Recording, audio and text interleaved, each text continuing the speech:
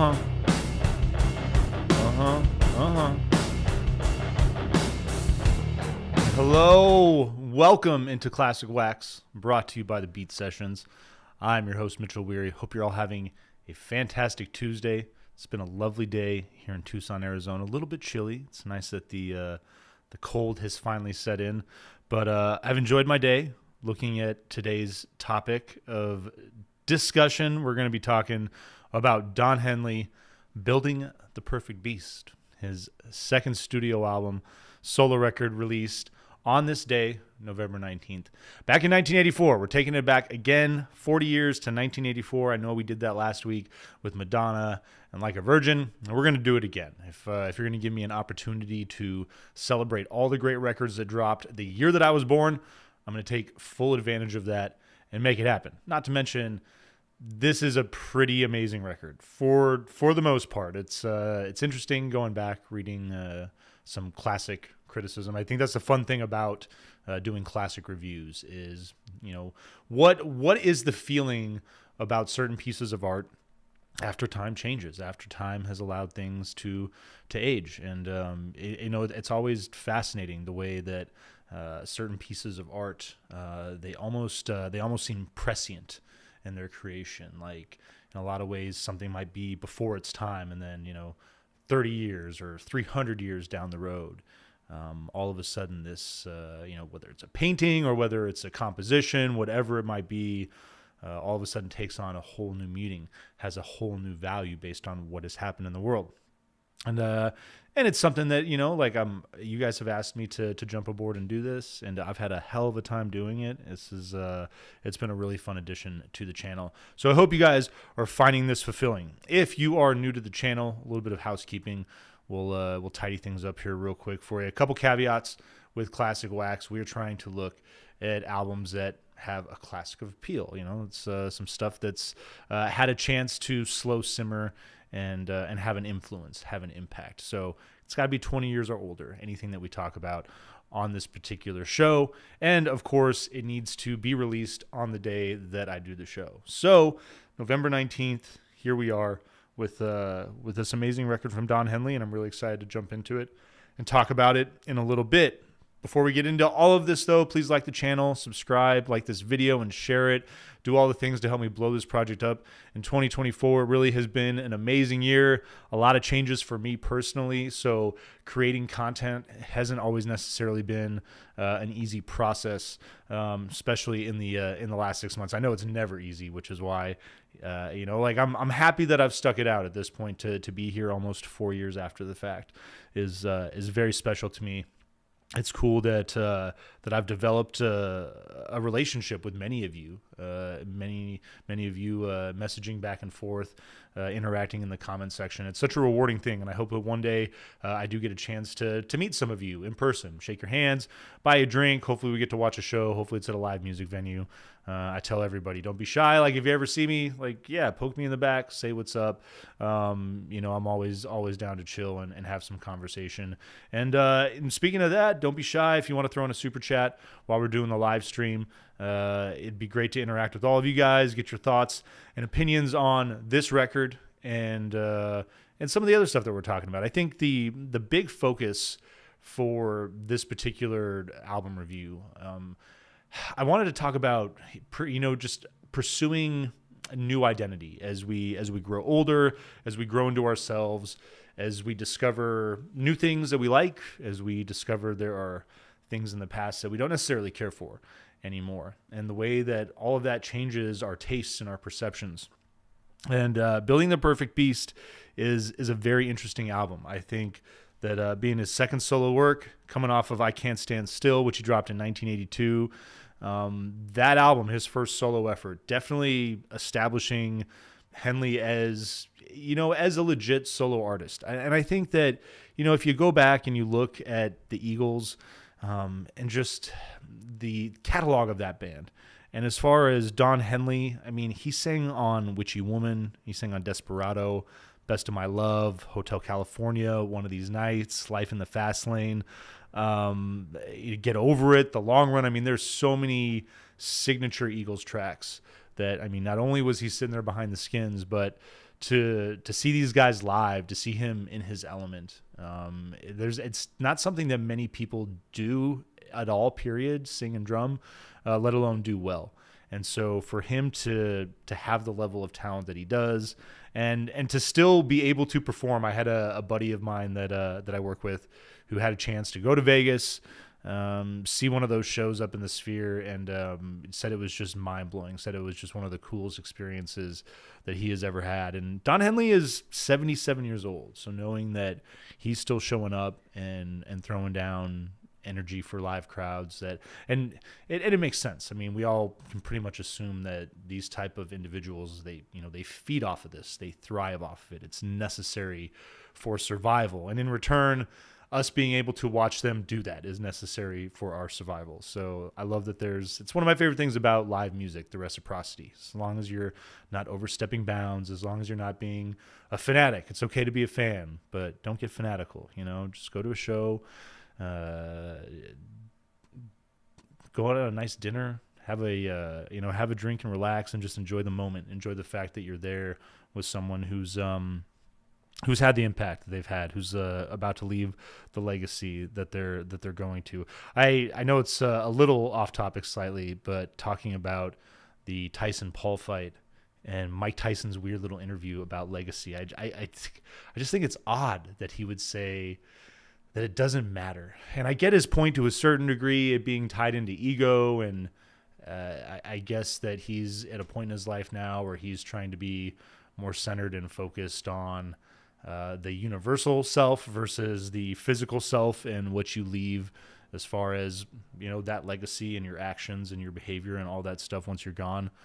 But I think that legacy is important. I think that operating in a manner, and whether it's just living your daily life the way you do, but I feel like in most of these circumstances where we're really, talking about important people, these are people that, they were capable and did do exceptional things. And to not to some degree want to, keep that in the back of your mind, keep that for inspiration, wake up every day. And there's plenty of people that I think about on a daily basis, just as far as the example they've set, the grind, their creativity, their attitude, all of those things. And I don't necessarily think that there's anything wrong in wanting to emulate that. If you have positive influences in your life, whether it's, people that you know personally, or whether it's people that you see that you choose to, you might not be necessarily interacting with them, but to follow someone, and to listen to, whatever information they're trying to disseminate, whatever opinions they might have. Obviously do your due diligence and don't get caught up in a cult or anything crazy like that. But I found what Tyson said to be just kind of odd, and I disagree with him in that regard. And I think that Don Henley, and we're going to talk about Linkin Park too. I wanted to get into that as far as the idea of legacy, as far as reinventing oneself, being out there, being relevant, having an impact. And this album threw me for a loop. I hope that many of you have had a chance to check this record out. This is a band that I've not listened to them a ton in my life. There's a lot of their music that I enjoy. There are songs that I've heard basically just through passive listening that I can live without them. I think that From Zero was only like the third or fourth full Linkin Park album that I listened to from start to finish. And so with all that being said, I think that this new record, if you have the ability to just push play and listen to it objectively, and it's going to be so hard to not think about Chester, like not being there. It was definitely the first go around on this album. It was the most difficult thing for me to come to terms with, to know that no matter how far into this thing anybody gets, we're not going to hear him. But I think that Emily, it's a very interesting decision. I'm still struggling with whether or not I think that she was the best person for them to team up with to move forward with this project. But I do think that like all the stuff about her personally. I mean, Scientology is dumb, but a lot of famous artistic people are Scientologists, not justifying their beliefs or their behavior or whatever. But like, I don't know of anything that she's done that is illegal. So, I mean, I don't really necessarily care about that. The whole Danny Masterson thing, it sucks. I think that all of us in our life have been duped before. So, I'm going to give her a pass on that too. Not that I'm at all okaying his behavior, but I think that the tough thing about life is often there are people that we trust, and those people just lie to our faces and take advantage of us. And I think that's one of those unfortunate circumstances where, being in the spotlight, being a well-known person, and being there on that day, it sucks. I don't envy anybody dealing with that type of situation, and it's unfortunate. It's unfortunate the way that it can, break your trust in people and lead to, certain patterns of behavior where you're just less likely to put yourself out there, and to be vulnerable. But I think at the end of the day, it is important, and I'd say that the pop direction, getting back to the music of Linkin Park, that this band steered itself in over, the back end of its career. I mean, they had moments where they, like their last record prior to From Zero was, I don't want to necessarily say that it was bad, but it just definitely was not for my taste. Very pop oriented, very like sparkly and glittery, and it just, for a band that has dabbled in that, but is also very aware of its heavy side and what that brings to the table and creating balance in a project. I think that that's the great thing about all the solid Linkin Park projects over the years. The ones that stand out, they've found that balance, the pursuit of being adventurous, of being wanting to branch out and experiment and try different things, but also, giving fans that material that is comforting, that is familiar, that is quintessentially what Linkin Park does. And I think that's important for every band. It's great to see artists branch out, but at the end of the day, as the consumer of that art, and it's so tough because there's always such a back and forth, and I've probably said so many things over the course of the life of this channel that may seem contradictory in that regard.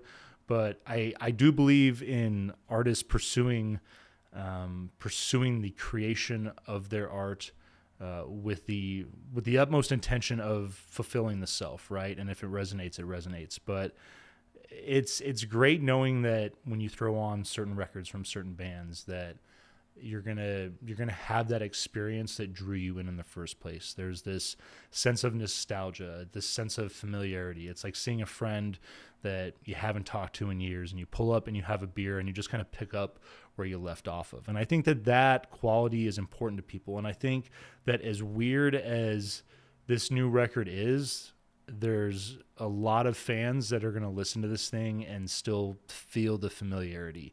You're getting back to the heavy sound, the big guitar-driven nature of this band that I think really just was so special about their first two records. The synth work, the kind of, I guess, electronic element of this record, it ventures into dark atmospheric territory that I'm really a big fan of. Where a lot of I feel like a lot of the synths off of here, I'm gonna pull this up because I'm just having a moment and kind of drawing a blank on that last record. But that last record, One More Light, I feel like a lot of those synths, they're just, again, they're too bright, they're too glittery, there's too much glow. And what I dig about From Zero is the contrast, the dissonance, the multiple feelings that you get when you throw on most of these tracks. There's elements that make you feel like you're gonna escape, like you're gonna take off, but then there's a heaviness, there's that emotional intensity that this band is so well known for, especially lyrically, that like it keeps you grounded, it keeps you tight in that moment, it creates that tension and that angst, and the balance. That duality has always been such an exceptional thing about their work. And so I think that as difficult as it was, as weird as it was, this new Linkin Park record is worth the time. I think this is a band that, in reinventing themselves, they've definitely done right by Chester, and I think that Emily has she's got the ability to handle so much of that pop material, but also the heavy screaming material that Chester is well known for. Her voice it's not quite what his is. I applaud her for not trying to necessarily mimic, though. Like she can bring the thunder though with that scream, with that vocal element. And so I wish this band the best, and kudos to them for this record. It couldn't have been easy to do this in the first place. I mean, I think a lot of people were questioning whether or not they'd come back at all. And so to know that they found that place to be creative and to be successful, it's great to see them back and to have them back with such an effort. Which leads us into our album of the week, Building the Perfect Beast by Mr. Don Henley, talking about a guy that I don't think he was begging to reinvent himself, but I think that his music, his solo work, this record, End of Innocence, is a reflection of a man that is, growing into himself, growing out of maybe the rock star phase that he found himself in with the success of a band like the Eagles. I mean, you look at, it's like 150 million records to date or something like that. I mean, it's just their career is incredibly prolific. And Don is actually, honestly, I think Joe Walsh's solo stuff is absolutely awesome. But I would say from an overall commercial standpoint, Don Henley has definitely been the most successful member of the Eagles when it comes to his solo work. And this album really solidifying that, cementing that. I mean, you just have banger after banger on this thing, and leading off with probably one of the coolest songs that I think I've ever heard. And Boys of Summer might be one of those songs that I think that everybody maybe remembers where they were, what they were doing the first time that they heard it. And it's one of my favorite things to talk about. But I remember the first time hearing this song. I had to have been about 5 or 6 years old, but my mom had this red Beretta, and she loved that car. And I remember the first time this song came on, I was in the passenger seat, and it was just like right when I was big enough to get out of a car seat too. So like buckled in, feeling like a big kid. And I just remember having the window down and this song coming on and just being like, what is this? Like, what am I listening to? Really, really just an exceptional experience. And there's a handful of songs that, for the first time I ever heard them, I was, chilling with my mom. We were running an errand, something simple, right? But windows down, weather's nice, and the radio just happens to play the right song, and an exceptional song as well. It's interesting too when you think about the opening and the fact that Don Henley, fantastic drummer, but there's actually no recorded drumming on this track at all. I believe it's the Lindrum drum machine is what they were using to do that. But Mike Campbell from Tom Petty and the Heartbreakers, they're working on music, the Southern Accents sessions, and Jimmy Iovine, he's Mike takes this song to Tom. Tom's like, I don't think it's going to fit in. Mike takes it to Jimmy, and Jimmy's like, you should show this to Don.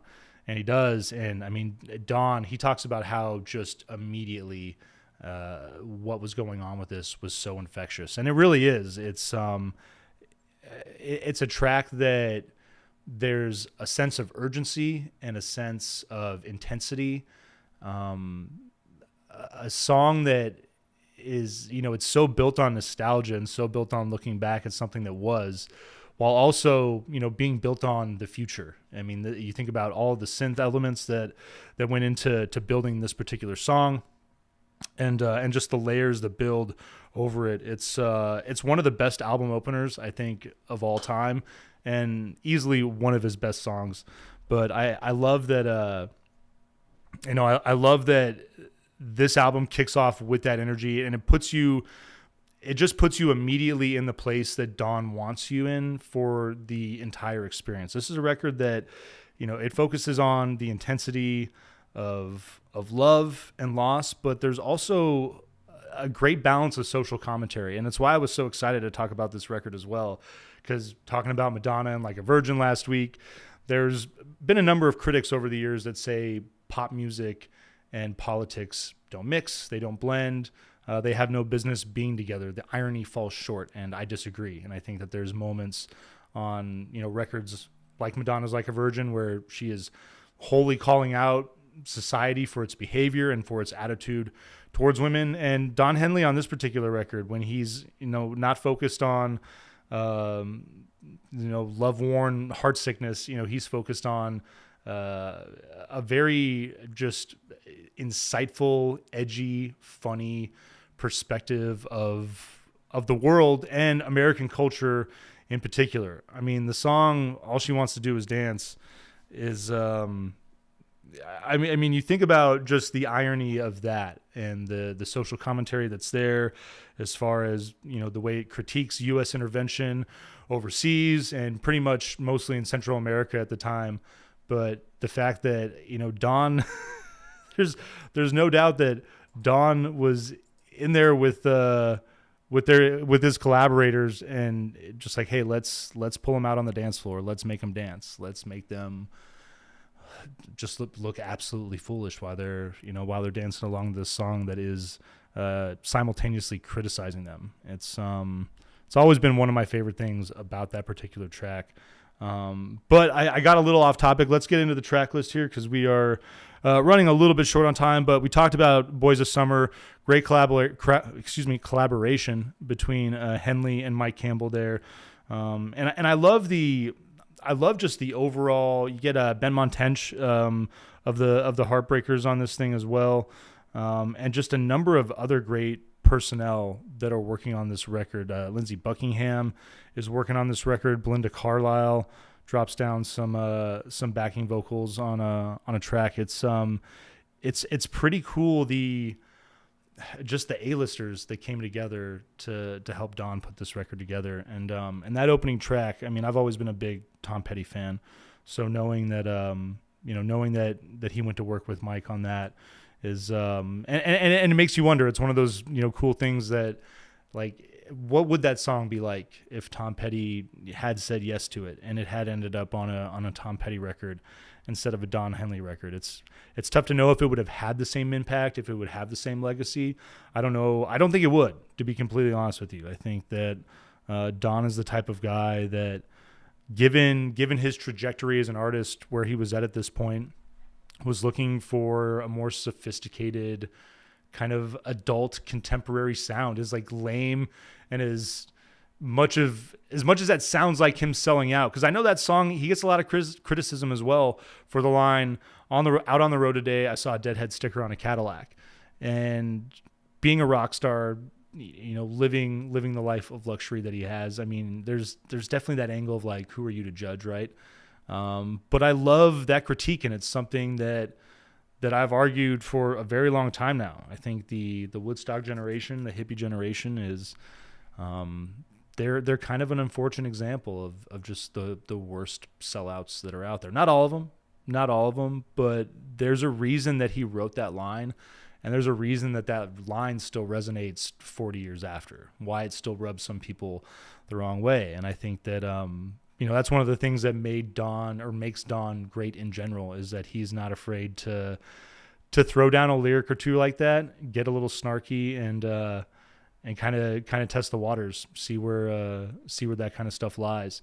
And so your second track, Building the Perfect Beast, is You Can't Make Love, and Danny Korchmar, who's like the biggest collaborator on this thing. I mean, just a genius. And I feel like you listen to people talk about Danny and the way that he just kind of pulled out Don's best artistic self throughout the years. And so I love that he's at work on this project, pretty much doing, most of the co-writing, a lot of production, does a nice job on guitars on this record. But You Can't Make Love is it's got this thick but mellow groove in the bass. I love the simple percussion. The guitar lick just rolls in. It's got a bit of synth play, but this is a song that it brilliantly balances country, pop, and I feel like there's definitely a new wave element here. There's this. It features Lindsey Buckingham too, so there's definitely this light, breezy 70s rock and roll feel to this track as well. I definitely feel the influence of a guy like Lindsey on this song, and it's there's a lot of people that criticize this track too, but with a banger like Boys of Summer, like what are you really supposed to play after that? Like what is the best song in a mix to follow that? And that's a tough question. And I know a lot of people that say You Can't Make Love was not the answer, but I think that this is a solid track. I think it just has a lot of heavy lifting to do based on the track that it has to follow. But I think it's a fun, lighthearted, upbeat track that it provides some contrast based on the heaviness of Boys of Summer. Man with a Mission is your third track. Got tapping into more of that like honky tonk rockabilly side of things. So, just think of like 50s rock and roll, Chuck Berry, think of Buddy Holly, think of that type of vibe. And I love the simple synths that match the rhythm that remain in the background. So you get that contemporary feel, that newer feel that Don is trying to work with all those new instruments and all those new toys that he discovered in the 80s. But Charlie Sexton on guitar on this track. You got Belinda Carlisle doing backing vocals, which I think is pretty cool on that particular song. She's just always been one of my favorites. You're Not Drinking Enough is your fourth track. I love the somber slow tempo of this track. The organ, just the gently resonating synths that build on this thing. This is a solo Korchmer song. He wrote this thing on his own. Twinkly synths that, I really like the charm of that contemporary feel with the Americana that's at play on this record, with the country feel, with the folk feel, some of that rockabilly element that's at play on this record. One of the synths, there's no one credited with playing the instrument. One of the synths on this track sounds like an accordion. I think it's exceptional. I think it just creates a really pretty atmosphere for this song. Sam Moore doing backing vocal work on that track. It's a great run of songs on this A-side that lead into Not Enough Love in the World, one of the bigger singles featured off this record. He gets soft, funky bass, bit of disco flair in the guitar at work on that song. The verses have more of, it's almost kind of like a ska kind of reggae feel that's at play there. You can feel just a subtle influence on that song, but I love the synth and the organ work there. Ben Montench, again, from Tom Petty and the Heartbreakers, co-writing that song with Don and Denny. And just a great way to close out the A side of that record. Your B side is going to kick off with your title track, Building a Perfect Beast. This is the title track is probably my least favorite, unfortunately. I'll just be honest and say it. I'm not saying it's a bad song. It just feels like it never coalesces. It feels like it never really comes together quite well enough. You get these ominous synths that usher in this electronic drum build, light charging guitar riff that works in. The bass backs that. I really just kind of like the simple, complementary nature of that instrument. The synths, they're going to keep dancing in and out of this track. It keeps just hushed restraint. And the icy, spooky synths that work in when he's singing the hook is it's definitely something that stands out on this track for me, and it leads me to say that it's this isn't a bad song. I don't think there's a bad song on this record. For the sake of argument, saying it's my least favorite, there's still things about it that I absolutely adore. I love the layers of percussion that build towards the end of the song as well. Some good stuff that's still at play there. All She Wants to Do Is Dance is your seventh song, and again, just absolutely brilliant in its irony, in its pace and its energy. It's infectiously dancey, and just from the moment that you hear this song, I feel like most people they start grooving, they start feeling it. But it's one of those tracks where take some time to stop and listen to the lyrics. I think we can all remember the issue with Born in the USA with Bruce Springsteen, and people realizing that that's not necessarily a pro-American song. It's not a pro-American song at all, actually. Take some time to not just listen to the chorus and the hook, actually read the lyrics in the verses. But it's brilliant for that reason. One of my favorite Don Henley songs. we're talking about The Wax, the LP. So when they put out this record, A Month of Sundays was not on it. If you bought the CD, the cassette, if you stream it now, A Month of Sundays, it's a brilliant song. It is the only solo writing credit that Henley has on this album, but it is a beautiful song. Billy Joel commented on how, just the nature of that track, the intense personal storytelling that's there, and what that story does as far as the connection between, identifying the plight and just the day-to-day, I guess, difficulty of the working class, of waking up and knowing that you have to grind out a 40-hour week, that from time to time you do have to live with, paycheck to paycheck. It's a daunting thing that, it's great to see poets, songwriters, artists identify with that and call it out and bring some light to it. 'Cause I think that the majority of us, we live that on a day to day, and it's great to just know that the artists that we listen to are reciprocating that and they feel that as well. Sunset Grill is your 9th song. This song, I don't think this song gets enough credit for how brilliant it is, for the tension that it creates, for just for the vivid imagery. And I just love the end. Maybe we'll leave here come springtime. Meanwhile, have another beer. What would we do without all these jerks anyway, besides all our friends are here? There's just this sad complacency with this protagonist here that, he's looking out from the safety of his booth or chair or wherever he's seated here at Sunset Grill. And it's so easy for him to judge, and it's so easy for him in that moment to think that life is going to get better, that this will pass, and that and that there will be a point in life where things will just be better in general, right? But there's also the heaviness of these lyrics where, like, this individual is stuck. That this person mentally doesn't have it in them to move beyond all of their desires and all of their wishes. And it's brilliant in the way, again, the tension builds in this music, the layers of instrumentation, the looming sadness that's working on this song. Pino Palladino doing bass work on this track. He is phenomenal.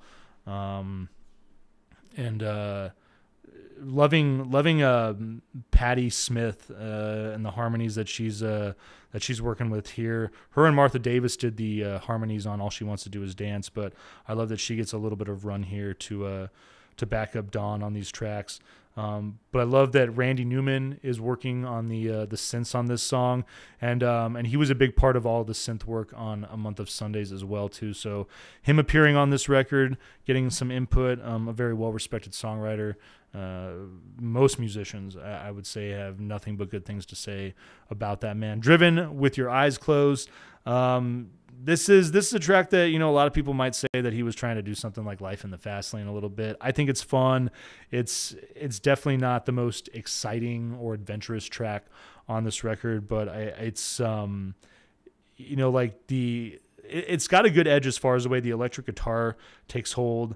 The vocal comes in at a really hot pace. So I love what Dawn is doing vocally on this thing, and the rhythm section on this track, it just keeps this song in an air of suspension. It feels restrained and never really takes off. I think it's got a cool quality for that reason. And then Land of the Living, your final track, it's kind of back to that kind of reggae style feel, but lots of bright synths. There's a bit of a gospel element that's at work on here.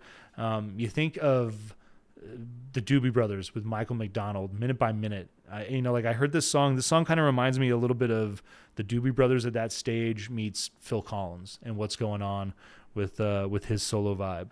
But Land of the Living closing out a track list that is so strong, and there's moments where Don might seem like he's sitting in the safety zone of where he comes from for the Eagles, but for the most part, this is a record from a man who's I would argue looking to redefine who he is as an artist, who's looking to branch out, who's looking to move into the 80s, into a different decade, and especially with all the tools available. Listening to Jim Morrison talk about the future of electronic music and the role that it's going to take. It's so interesting checking out that interview, knowing how prescient he was with those statements. And then within a matter of, less than 2 decades, we see artists like Dawn really taking full advantage and making records that are, basically masterpieces with these new instruments, these new devices that no one really knows what they're doing with. I think that it's one of the cool things about this record is, seeing him at the helm, seeing him push music forward with this new instrumentation, and just with a more mature, sophisticated style of writing on his end as well. So that's going to do it for this week's edition of Classic Wax. Your album of the week, Don Henley's Building the Perfect Beast. I hope you guys enjoy, and stay tuned to next week. We'll be back here at 6 p.m. Pacific Standard Time, 9 p.m. Eastern Standard Time with a new record, and I'll keep dropping album reviews throughout the week. Take it easy, guys.